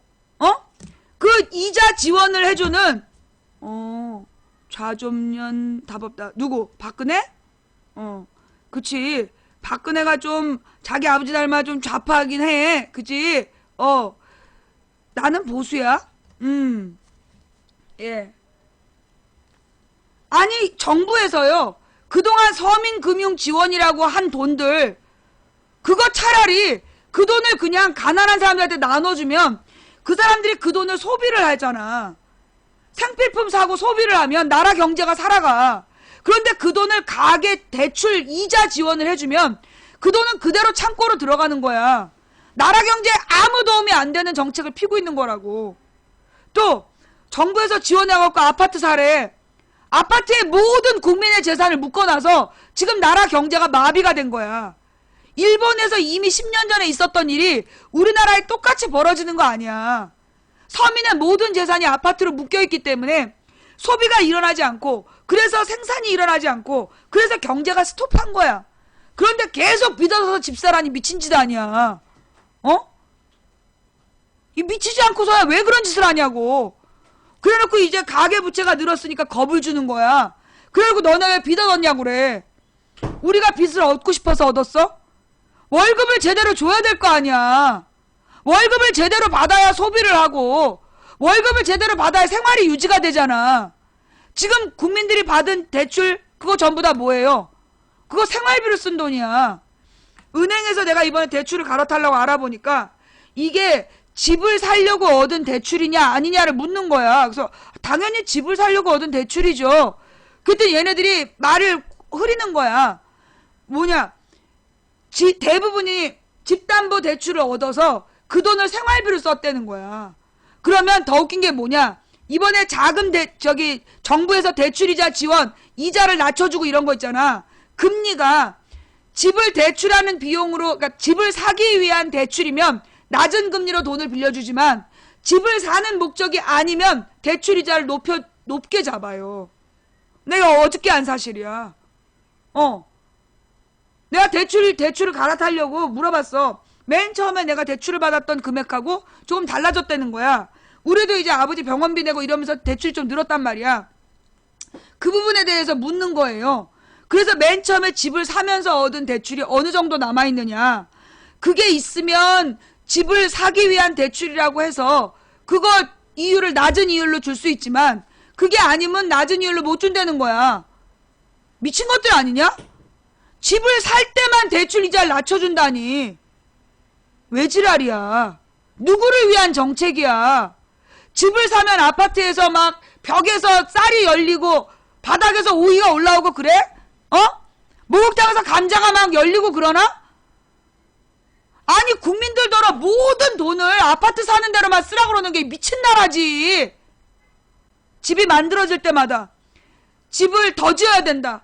수요가 있기 때문에 아파트 값이 비싼 거니까 아파트를 더 지어야 된다, 더 지어야 된다. 아파트를 때려 지어놨는데 더 이상 애들이 결혼을 못해. 아파트 값이 비싸가지고. 그래서 아파트 값이 지네가 지금 아까 봤지 200 몇십 채. 있는 놈들은 몇백 채씩 갖고 있는 거야. 그 집을 팔아야 되는데 못 파는 거야. 그러니까 정부한테 야, 대출 이자 지원해. 그래갖고 서민들더러 아파트 사라는 거야. 사면 아파트 값 떨어지는데. 서민 전재산 아파트에 묶어놓고 어쩌자는 거야. 오늘 방송은 여기까지 할게요. 그리스의 디폴트는 과도한 복지 지출이다. 이 씨발놈들아, 거짓말하지 마.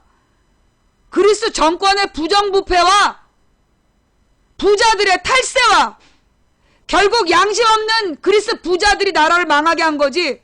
그걸 가난한 사람들한테 복지 지출이 과다해서 망했다라고 개빵을 치면서 우리나라 노동자들이 OECD 최저야.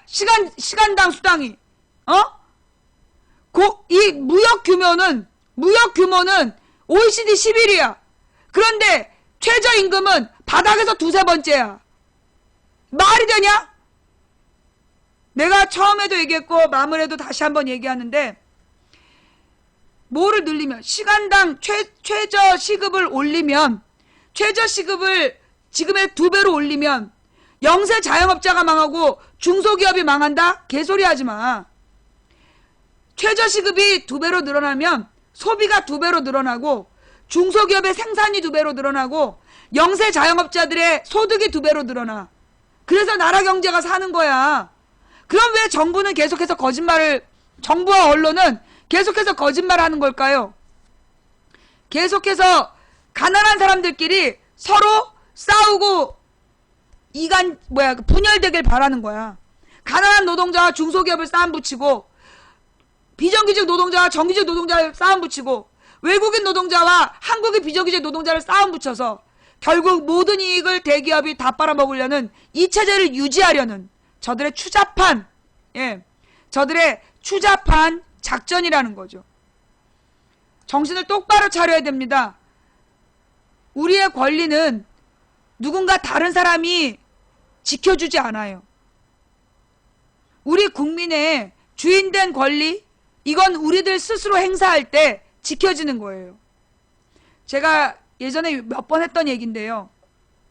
옛날에 유럽에서 미국으로 출발하는 이제 여객선들이 이 대서양을 건너는 대형 여객선들이 많았다 그래요. 근데 어떤 사람이, 가난한 노동자가 평생 모은 돈을 모아서 이 호화 여객선에 가장 싼 배표를 사가지고 미국으로 출발한 거야. 근데 이제 한 달이 넘는 여행을 해야 되는데, 이 사람은 모든 돈을 털어서 배표를 샀기 때문에 밥 먹을 돈이 없었어. 그래서 남은 돈으로 빵덩이를 몇 개 사가지고 그걸 보름에 걸쳐서 조금씩 나눠 먹으면서 버틴 거야. 배 밑바닥에서. 가장 후진 선실에서. 근데 매일 밤 이 배에서는, 갑판에서는 초우와 뷔페가 열리는 거야. 그걸 보면 가슴이 아프니까 올라가지 않고 식사 때마다 마른 빵을 먹다가 보름이 지나서 이 사람 더 이상 빵이 떨어진 거야. 그래서 또 일주일을 더 굶고, 그래서 3주를 굶은 뒤에 그 선원한테 혹시 저 위에 갑판에서 사람들이 먹고 버리는 음식이 있으면 좀 나눠주면 안 되겠냐? 라고 물어보니까 선원이, 당신은 왜 식사 때마다 올라오지 않습니까? 라고 물어봐. 나는 모든 돈을 털어서 배표를 사서 나는 저 식사를 살 돈이 없다. 그러니까 선원이 뭐라 그랬냐?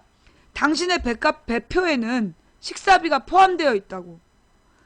한 달의 여행 중에 이 사람이 3주일을 굶었는데 이 사람의 배표값에는 식사값이 포함되어 있었던 거야. 근데 그걸 모르고 3주일을 굶은 거예요. 이게 얼마나 불쌍한 사람이야. 이건 다른 말로 얘기해서요, 우리가 민주주의 국가의 국민으로서 우리가 일한 대가를 당연히 요구할 수 있고, 그렇게 헌법이 보장하고 있어.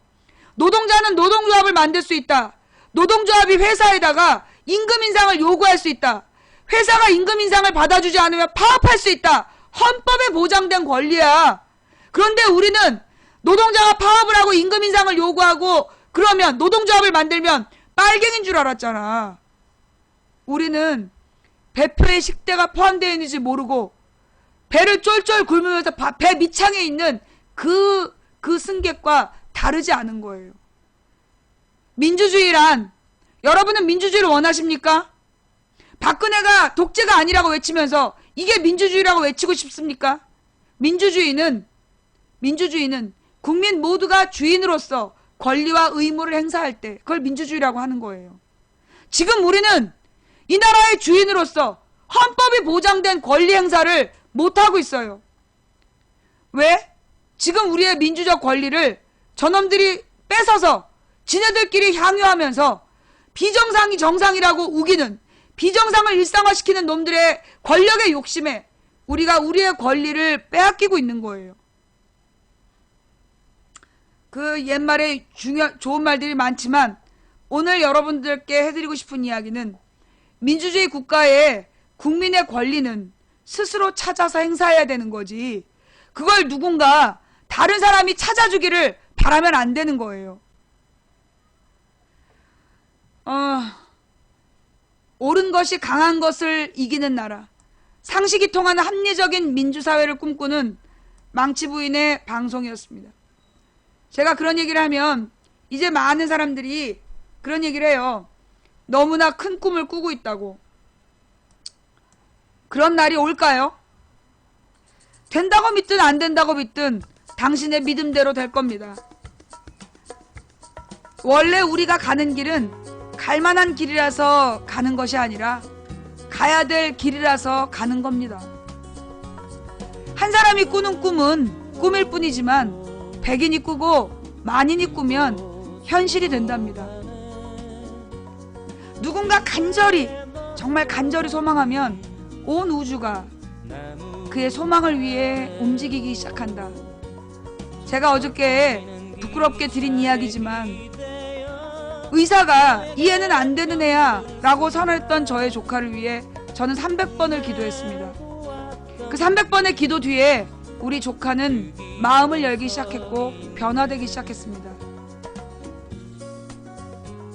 우리가 나는 가진 게 없어요. 나는 힘이 너무 없어요. 두려워요. 아무것도 할 수 있는 일이 없다라고 절망되셨다라면 기도하세요. 아무것도 내가 할 수 있는 일이 없어요 라고 절망하고 분노하지 마시고 그 힘으로 간절히 기도하세요. 믿으세요.